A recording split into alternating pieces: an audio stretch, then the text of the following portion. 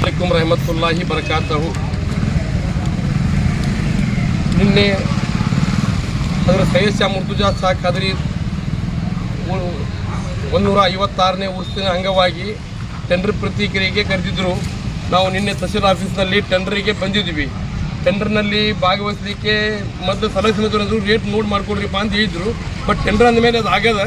ಅವರು ನಾವು ಟೆಂಡರ್ ನಡೆದಿತ್ತು, ನಮಗೆ ಟೆಂಡರ್ ಇಲ್ಲ ಮತ್ತೆ ಟೆಂಡರ್ ಮಾಡುವಾಗ ಹಂಗೆ ಫ್ರೀ ಕೊಟ್ಬಿಟ್ರೆ ದರ್ಗಾ ಅಂದ್ರೆ ನಿರ್ಧರಿಸುವಂತ ಪ್ರಕ್ರಿಯೆ ಯಾಕೆ ಮಾಡಿದ್ರು ಅಂದ್ರೆ ಇದು ಒಳಗೆ ಏನಾರ ಸಂಚು ನಡೆದಿರ್ಬೇಕಂತ ಅನ್ಸುತ್ತಾ? ಟೆಂಡರ್ ಪ್ರಕ್ರಿಯೆ ಅರ್ಧಕ್ಕೆ ನಿಲ್ಲಿಸ್ಬೇಕಂತಂದ್ರೆ ಒಳಗೆ ಏನೋ ಸಂಚು ನಡೆದಿದೆ. ಇಲ್ಲಪ್ಪ ಅಂತ ನಿನ್ನ ಟೆಂಡರ್ ಪೂರ್ತಿ ಪ್ರಮಾಣ ಮಾಡ್ತಿದ್ರು ಅವರು. ಈಗ ಹಿಂಗವ ದಿವಸ ಮುಂದೆ ಹಾಕೊಂತ ಹೋಗ್ಯಾರ ಅವರು. ಇಷ್ಟು ದಿವಸ ಮಾಡಲಿಲ್ಲ, ಈಗ ಒಮ್ಮೆಲೆ ನೀನು ಮಾಡ್ಯಾರ, ಅದು ಲಾಸ್ಟ್ ಮೂಮೆಂಟಿಗೆ ಮಾಡ್ಯಾರ. ನೆಪ ಹೇಳಿಕೆ ಹಾಸಿ ಇಲ್ಲಿ ಒಳಗೆ ಏನೋ ಒಂದು ಸಂಚು ನಡೆದೈತೆ ಅಂತ ಅನ್ಸುತ್ತೆ ನನಗ. ಯಾಕಂದ್ರೆ ಟೆಂಡರ್ ಪ್ರಕ್ರಿಯೆ ನಿಲ್ಸಕ್ ಯಾರಿಗೂ ಅವಕಾಶನೇ ಇಲ್ಲ. ಮತ್ತೆ ಉಳ್ಯಾದ 3 ದಿನ ಉಳ್ದೈತೆ. ಮತ್ತೆ ಅದ್ರ ಟೆಂಡರ್ ಹೆಂಗ್ ಮಾಡ್ತಾರ? ಅಂಗಡಿಕಾರಿಗೆ ಯಾವಾಗ ಅಂಗಡಿ ಹಾಕ್ತಾರ? ನಾವು ಜೂಲ ಫಿಟ್ ಆಗ್ಬೇಕಂದ್ರೆ 5-6 ದಿವಸ ಬೇಕ್ರಿ. ಮತ್ತೆ ಇವ್ರು ಉಲ್ಟಾ ನಮ್ಮ ತಹಶೀಲ್ದಾರ್ ಸಾಹೇಬ್ರು ದರ್ಗಾಕ್ಕ ಉಲ್ಟಾ ಲಾಭ ಮಾಡದ್ಬಿಟ್ಟು ಉಲ್ಟಾ ಇವರು ಹಾನಿ ಮಾಡಕತ್ತಾರ. ನಡೆದಿಲ್ರಿ ಇದು ಜಿದ್ದಾಜಿದ್ದಿ ಅವರ ಹಿಂದಲ್ದ ಒಟ್ಟು ಜಿದ್ದಾಜಿದ್ದಾಗ ಇದು ನಡೆಯತ್ರಿ. ಅವ್ರಿಗೆ ಕೆಲಸ ಮಾಡಕ್ಕೆ ಏನೂ ಇಲ್ರಿ. ಒಟ್ಟು ಜಿದ್ದಾಗ್ಬೇಕು. ಜಿದ್ದಾಜಿದ್ದಾಗ ಈಗ ನೋಡಿ ಸರ್, ಈಗ ನಿನ್ನೆ ಉರುಸ್ ಕರೆಕ್ಟ್ ಆಗಬಾರ್ದು. ನಿನ್ನೆ ಕರೆಂಟ್ ಕೊಡ್ತಾರೆ, ಟೆಂಡರ್ ಮಾಡಿದ್ರು, ಅದಕ್ಕೆ ಟೆಂಡರ್ ಕರೆದ್ರು. ಮತ್ತೆ ಅದಕ್ಕೆ ಸ್ಟಾಪ್ ಮಾಡೋಕಾಗಿತ್ತು. 7,55,000 ಕರೆಂಟ್ ಬಿಟ್ಟು ಮಾಡಿದ್ರು. ನಾವು ಅದಕ್ಕೆ ಇದು ಭಾಳ ಅನುಮೋದಾಗಿತ್ತು, ಅದಕ್ಕೆ ಅದು ಮಾಡಲಿಲ್ಲ. ಇವಕ್ಕೆ ಎಡಕ್ಕೆ ಸ್ಟಾಪ್ ಮಾಡಿದ್ರು. ನಮ್ಗೆ ಇದಕ್ಕೆ ನಾವು ಇದಕ್ಕೆ ಬಿಟ್ಟು ಮಾಡ್ತೀವಿ. ನಮ್ಗೆ ಅವಕಾಶ ಇದೆ, ನಮ್ಗೆ ಟೆಂಡರ್ ಪ್ರತಿಕ್ರಿಯೆ ಆಗಬೇಕು. ಇಲ್ಲ ನಾವು ಇದಕ್ಕೆ ಮತ್ತೆ ಉಗ್ರ ಹೋರಾಟ ಮಾಡ್ತೀವಿ. ಉಗ್ರ ಹೋರಾಟ ಮಾಡೋದಂತೂ ನಿಶ್ಚಿತ. ಯಾಕಪ್ಪ ಉಗ್ರ ಹೋರಾಟ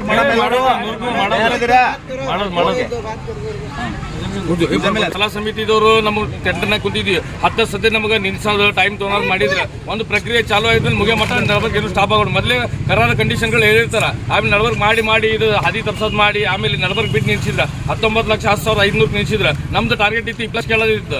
ಮುಂದೆ ಅದು ಡೆವಲಪ್ಮೆಂಟ್ ಆಗಿ ನಾವು ಕೊಡಕ್ಕೆ ತಯಾರಿದೀವಿ. ನಮ್ಮ ಇಲ್ಲ, ನಾವು ಇದಕ್ಕೆ ರೇಟ್ ಇದು ಮಾಡಬೇಕು. ಇದು ಅಂತಿಮ ತೀರ್ಪು ತಹಶೀಲ್ದಾರ್ ಅಂತ ಹೇಳಿದರು.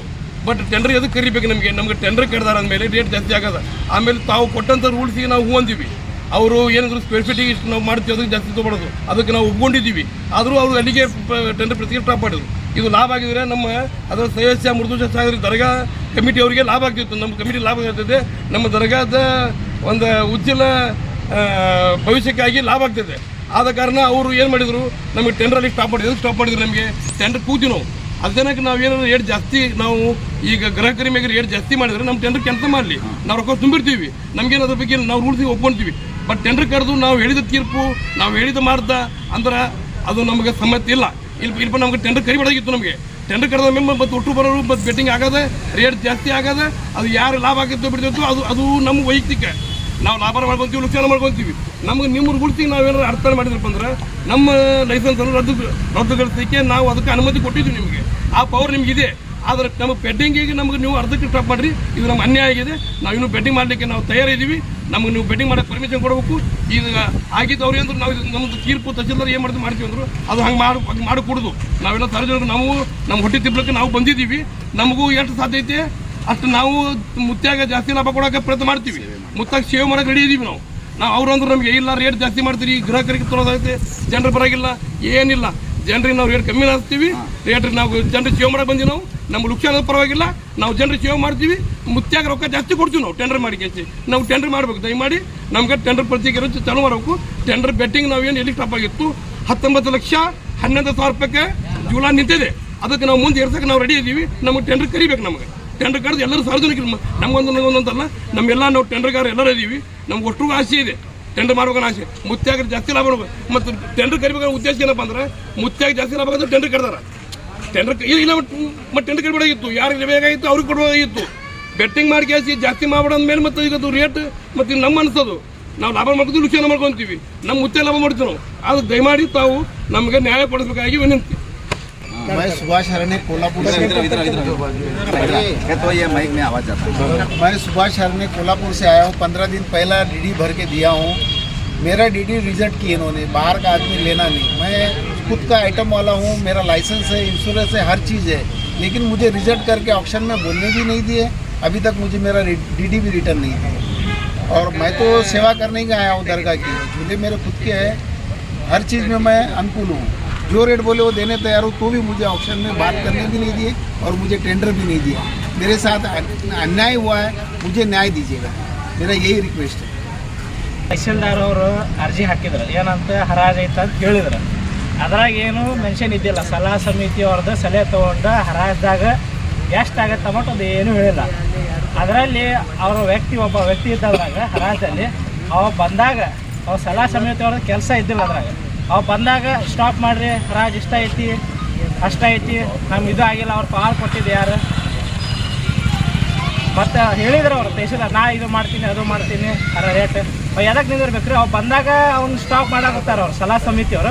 ಅದ್ರಾಗ ಹರಾಜು ಇದರ ನೋಟಿಸ್ದಾಗ ಅವ್ರು ಇದ್ದಿಲ್ಲ ಸಲಹಾ ಸಮಿತಿಯವ್ರು. ಈಗ ನಿನ್ನೆ ಮಾಡ್ಯಾರ ರೀ ಅವರು.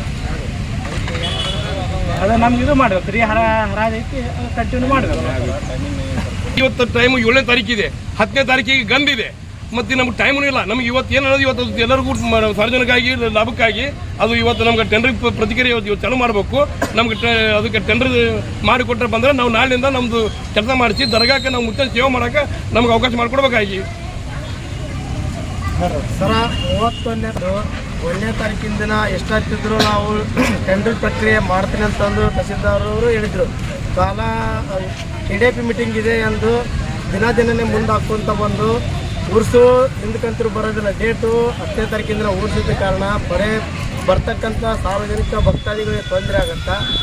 ಟೆಂಡರ್ ನಿನ್ನೆ 11 ಗಂಟೆಯಿಂದ ರಾತ್ರಿ 9 ಗಂಟೆವರೆಗೂ ಟೆಂಡರ್ ಪ್ರಕ್ರಿಯೆ ನಡೆದು ಕೆಲವೊಂದು ಕಾರಣದ ಕೈಗಳ ಮಾತನ್ನು ಕೇಳಿ ಟೆಂಡರ್ ಅರ್ಧಕ್ಕೆ ನಿಲ್ಲಿಸಿದ್ದ. ಜುಲೈದು 19 ಲಕ್ಷಕ್ಕೆ ನಿಂತೈತೆ. ಇದು ಬಹಿರಂಗ ಹರಾಜು ಆಗಿದ್ದರಿಂದ ಬಿಟ್ಟು ಎಲ್ಲಿವರೆಗೂ ಹೋಗುತ್ತಂತ ಹೇಳೋಕ್ಕಾಗಲ್ಲ, ನಿರೀಕ್ಷೆ ಇರೋದಿಲ್ಲ. ಇವರು ಕೂಡ ಒಂದು ನಿರೀಕ್ಷೆಯ ಅಮೌಂಟನ್ನು ನಿಗದಿಪಡಿಸಲಿಲ್ಲ. ಎರಡನೇದು ಅಂಗಡಿ ಮುಕ್ಕಟ್ಟುಗಳದ್ದು 12,50,000 ರೂಪಾಯಿವರೆಗೂ ಹೋಗಿದೆ. ಅದು ಕೂಡ ದರ ನಿಗದಿ ಮಾಡಿಲ್ಲ. ಯಾರೋ ಸಲಹೆ ಸಮಿತಿಯರ ಮೇರೆಗೆ ಸ್ಟಾಪ್ ಮಾಡ್ತಾರೆ. ಅದು ಯಾರಿಗೂ ಒಬ್ಬ ಖಾಸಗಿ ವ್ಯಕ್ತಿಗಾಗಬಾರ್ದು, ಅಥವಾ ಅದೇನಾದರೂ ಟೆಂಡರು ಮುಕ್ಕಟ್ಟುಗೊಳಿಸಿದರೆ ತಹಶೀಲ್ದಾರ್ ಕಾರ್ಯಾಲಯದಿಂದ ನಿರ್ವಹಿಸಬೇಕು, ಹೊರತಾಗಿ ಒಬ್ಬ ಖಾಸಗಿ ವ್ಯಕ್ತಿಗೆ ಕೊಡ್ತಕ್ಕದ್ದಲ್ಲ. ಅದು ನಮಗೆ ಅನ್ಯಾಯವಾಗುತ್ತದೆ. ದಯಮಾಡಿ ತಮ್ಮ ಮೀಡಿಯಾದವರಿಂದ ಇದನ್ನು ನಮಗೆ ಟೆಂಡರ್ ಕನ್ಫರ್ಮ್ ಮಾಡಬೇಕಂದು ತಮ್ಮ ಮೂಲಕ ತಹಶೀಲ್ದಾರ್ ಕೇಳ್ಕೊಳ್ಳುತ್ತೇವೆ. ಮಾನ್ಯ ತಹಶೀಲ್ದಾರರು ಹಾಗೂ ಆಡಳಿತಾಧಿಕಾರಿಗಳು ಹಜರತ್ ಸೈಯದ್ ಶಾ ಮುರ್ತುಜಾ ಖಾದ್ರಿ ದರ್ಗಾ ಇಲ್ಕಲ್ಲಿವರೆಗೆ ನಾನು ವಿನಂತಿಸಿಕೊಳ್ಳೋದು ಏನಂತಂದರೆ, ಇನ್ನೂ ಉರ್ಷಿಗೆ 2-3 ದಿನ ಮಾತ್ರ ಬಾಕಿ ಇದೆ, 3-4 ದಿನ ಮಾತ್ರ ಬಾಕಿ ಇದೆ. ಕೆಲಸ ಸಾಕಷ್ಟಿದೆ. ಅದಕ್ಕೋಸ್ಕರ ತಾವು ದಯವಿಟ್ಟು ವಿಳಂಬ ಮಾಡದೆ ನಿಯಮಾನುಸಾರ ಪಾರದರ್ಶಕವಾಗಿ ಟೆಂಡರನ್ನು ಹರಾಜಿನ ಮೂಲಕ ನೀವು ನಿಯಮಾನುಸಾರ ಮಾಡಿ ಕ್ಯಾಶಿ ಯಾರಿಗೆ ಹೆಚ್ಚಿಗೆ ಕೇಳ್ತಾರೆ ಅವರಿಗೆ ನೀವು ಕೊಟ್ಟು ಆದಷ್ಟು ಬೇಗ ದರ್ಗಾ ಉರುಸಿನ ಒಂದು ವಿಜೃಂಭಣೆಯಿಂದ ನಡೆಯಲಿಕ್ಕೆ ಅವಕಾಶ ಮಾಡಿಕೊಡ್ಬೇಕು. ಹಾಗೂ ಜೂಲಾದ್ ಒಂದಾಗ ಹೇಳ್ತೀವಿ ನಾವು. ಈಗ ನಮಗೆ ಅಂಗಡಿದು ನಾವು ಟೆಂಡರ್ ಹಾಕಿದ್ದೀವಿ. ಆ ಅಂಗಡಿಕಾರದು ನಾವು 12,01,000 ರೂಪಾಯಿಗೆ ನಿಂತಿದೆ. ಅದನ್ನು ನಾವು ಟೆಂಡರ್ ಮಾಡಲಿಕ್ಕೆ ನಮಗೆ ಅವಕಾಶ ಮಾಡಿಕೊಡಬೇಕು. ಯಾಕಂದ್ರೆ ನಮ್ಗೆ ಅದು ನಮ್ಮ ಬೇಡಿಕೆ ಇದೆ. ನಾವು ಇನ್ನೂ ಬೇಡಿಕೆ ಮಾಡಿ ನಾವು ಮುಚ್ಚಾಗ ಲಾಭ ಜಾಸ್ತಿ ಮಾಡಿಕೊಡ್ತೀವಿ. ನಾವು ರೊಕ್ಕ ಜನರಿಗೆ